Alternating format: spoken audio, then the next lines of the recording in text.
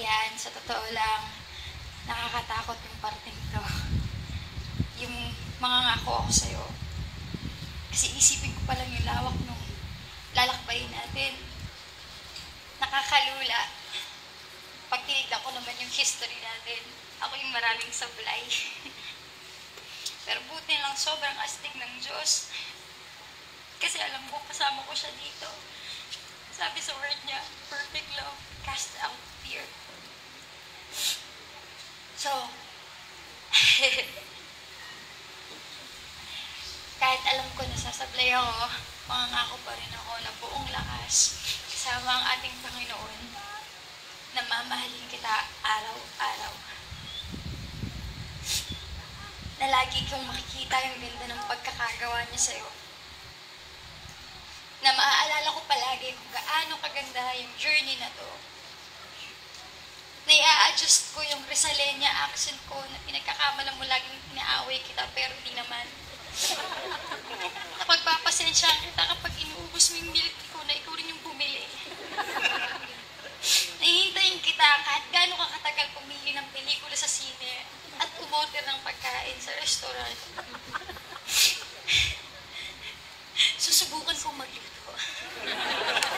Okay, fine. Magluluto ako. Mag-aaral akong magmasahe dahil alam kong gusto mo yun. Lagi kong hihimasin yung batok mo habang nag-drive ka dahil alam kong gusto mo din yun. At hindi ko pagdadamot ang hug kahit na mabaho ako. Pero kung sakaling sumablay ako sa lahat ng yan, kung hindi na kita mapagpasensyahan kapag inubos mo yung milk tea ko, pag nainip na ako sa pagpili mo ng pelikula at pagkain sa restaurant, kung tama rin na akong magluto, kung minsan ipagdamot ko yung yakap dahil mabaho ako, ito yung tatlong pangako na hindi ko gustong mabali. Thank you, Lord, kasama kita dito. That I will always be your #1 fan. I really, really admire you. I really admire how you love God. I admire your musicality, sobrang pamira. I admire your wit, your humor, your heart. Ang cute mo pa. Baka ma-pressure ka na. So, gusto ko lang malaman mo na kung sakaling sumablay ka, hindi naman magbabago yung pagtingin ko sa'yo eh. That leads me to my second and ultimate promise that I will always be your best friend.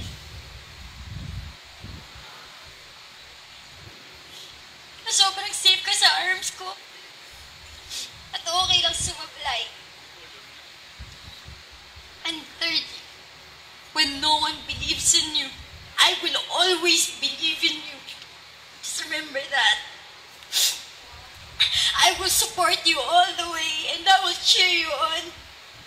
I know that God has a great plan for you. You have a great destiny. So go on. Love, write beautiful songs, paint, sing, write a book. Kasi dinisign ka ni God to do those things. Nasa likod mo lang ako at ang Panginoon. I love you so much. Wow. Thank you, Ying. I think you can do better that time. Come on. Thank you, Lord.